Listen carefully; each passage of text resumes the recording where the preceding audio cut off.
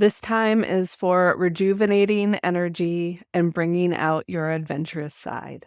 On December 12th, we have a new moon in Sagittarius. This is a time to explore your life, collaborate with others, and understand the insight from this time is a gift into opening your perception. This is an excellent time for gratitude, connecting with your inner child, or even starting something new. So where is this energy affecting you? So what you're going to do is you're going to pull up your chart and you are going to look at where 20 degrees in Sagittarius is in your chart. Once you find 20 degrees in Sagittarius, you're going to follow it into the center where there's numbers. And those numbers are different areas of your life. So mine is in my 4th house, which is about family, long-term security, home, life.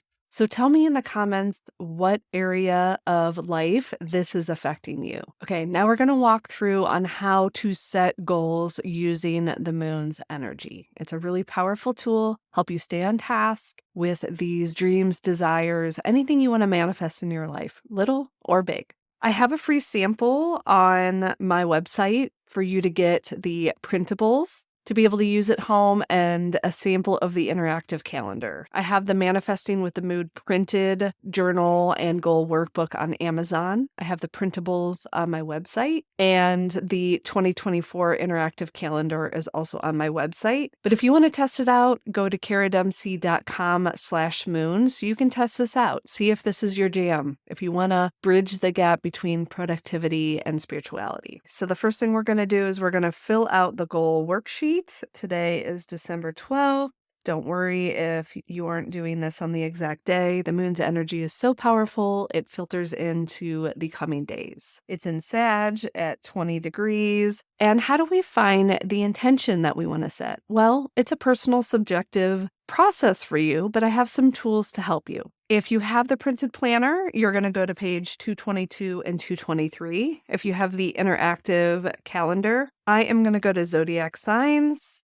And Sag is the curious guide. I'm going to get curious. My intention is to get curious. That is kind of the idea. If you want to see what the new moon energy is, I'm going to click there, and it's just self-discovery, intention setting. It's defining your intentions. And it's also releasing what's not serving you moving forward. I'm going to get curious of what that looks like. So my intention is to get curious. What is the element and modality? Well, if you have the sample, then we're going to look at it. It is fire and mutable. What does that mean? What does fire and mutable mean? So let's go to the key. Let's go to the modalities and elements. So mutable, it's mean flexible, adaptable, versatile. And then with us looking at fire, we're just taking action. We're ultimately setting our intentions to take action. That's the energy that we're kind of feeling. We said it was fire and mutable. So again, this isn't something that you need to define your goals around, but it can help you figuring out the energy that you want to embody and knowing that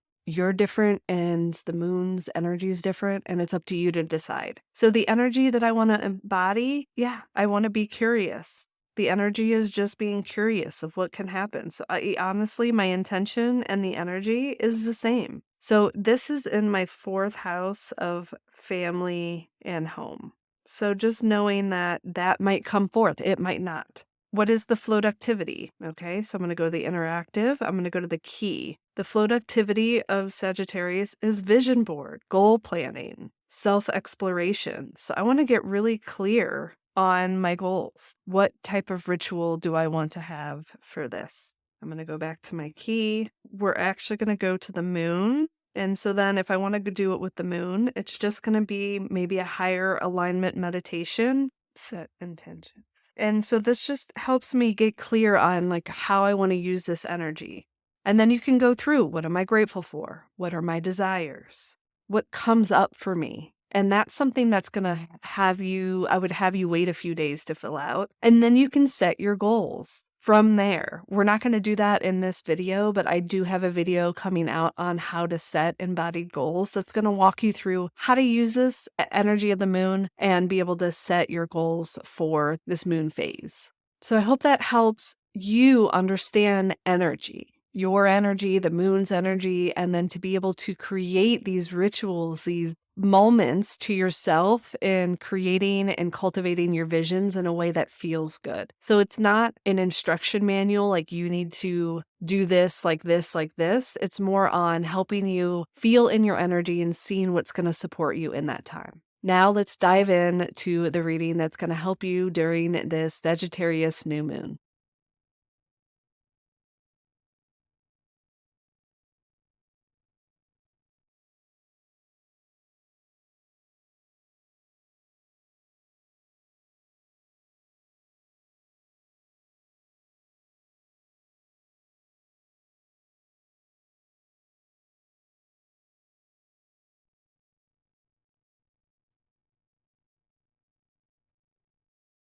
Such a powerful reading. Let's dive in. What energy will help you connect with your intuition? When you connect with your intuition, you can overcome any obstacle.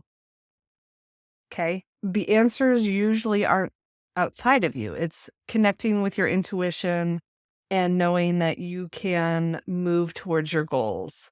You have this ancient healing wisdom within you, within your body. But the thing that is blocking you from connecting with your intuition with the justice in reverse is making yourself feel guilty for not taking the time to do it. That guilt isn't helping you. That lack of accountability isn't helping you. It's okay, I spent 1 minute connecting with it. I am proud of myself for doing that. So even if you can't devote a lot of time to this, knowing that the little tiny moments that you take throughout the day is even more important. The acknowledgement, drinking water, using the restroom, energetically connecting with yourself, even if it's just for a few seconds. And so guilting yourself to not taking more time is not helping you in this. So the next question is, what's going to help you overcome your obstacles? We already know that connecting with your intuition is one of the main areas, but from there, it's being generous of spirit. Just because you're not getting the answers you want doesn't mean spirit isn't telling you what you need to hear. So sometimes what we want to hear and what we need to hear are two different things. So being generous, allowing the messages to come through that are going to help you instead of trying to control the narrative. Because when you do that, your life will speed up. You're trying to control the outcome is what I'm feeling. And your ideas are really, really powerful. You have power, and knowing that if you use your power in the right manner, you're going to be able to kind of push through, have this power, have this lightning strike in a way that's beneficial. Because right now, more worried about the finances of it, and you're trying to cultivate a life of fulfillment. Finances isn't the full formula. Okay, so kind of take a step back from the finances of it and seeing what you truly want, the feelings, the energies that you want in it, and really create those embodied goals. What do you feel in your body?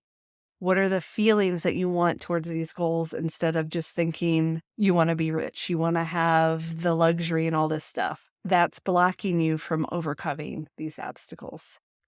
What energy is going to help you embody your intentions? Believing in yourself. Mindset work. These things that are going to really help you understand that you don't need this external validation. If you're trying to launch something or do something, people buying it isn't what you're needing. It's that you know that what you're bringing into the world is of value. And while it might not bring you the instant gratification, it's still putting together this big puzzle for your overall intentions in life and having peace with that. Having peace with knowing the journey of what you're cultivating is the true fulfillment. It's not actually the end goal. And then from there, your emergence will come. People will see the confidence of your creations, what you're trying to cultivate, whatever that is in your home and work life. People will see that emergence and that fulfillment and will be drawn to that when you have that confidence. Because in this process of what you're doing, you're frustrated because it's not happening right away. Well, that frustration is pushing your embodiment away, your embodied goals away. That frustration of wanting to be on your own timeline and not being in collaboration with the universe is pushing it away. It's also not caring for yourself in the process, caring for yourself from the whole way through of these goals that you're trying to do, instead of trying to not have that home work-life balance that's pushing you a little bit farther away from your intentions. What energy is going to help you strategize? It's bringing a gentle touch. It's putting your toe in the water before committing to these big dreams and goals that you're doing. It's really making sure that what you're trying to cultivate is in alignment with your desires. Because when you do that, when you take that gentle touch, you have that time of reflection, the blessings are on the way. Your intuitive messages with the Page of Cups, they're on the way. Your creative opportunities will come right to you. So it's like this idea of diving in full force is kind of pushing away, magnetically pushing away your desires. That's why your manifestations, like the Eight of Swords reverse, was like pushing everything away. So when you bring the gentle touch, you kind of softly figure things out, reflect with yourself. Your intuition and those creative possibilities are all coming towards you with this Page of Cups. What energy is going to help you connect with your higher alignment? It's leading with love. I've been drawn towards Dr. Joe Dispenza's idea of meditating with our heart open. So tap into that. When you have a few minutes, just tap into your heart, see what's coming up and that you're feeling, and then knowing that you have this communion. You have this special connection with birds, knowing that spirit is talking to you through nature too, your higher alignment. In that, connecting with your higher alignment, it's taking the preparation of meditation, being with yourself. It's planning. It's knowing that the foundations are really important. Having this foundational ritual with yourself. Again, it does not have to be more than 5 minutes, but just taking the moments when you can just be with your own energy, and that is in connection. You don't have to sit in meditation for a half an hour or hours or anything like that. It's taking the moments throughout the day. That spiritual integration is really what's going to catapult you. It's having that connection throughout the day versus devotion to a chunk of time. I hope this helps. Thank you so much for joining me today for this reading all about the new moon in Sagittarius. Tell me in the comments what area of life this may be affecting you. I appreciate your support, and don't forget to subscribe and share this cosmic information with your friends.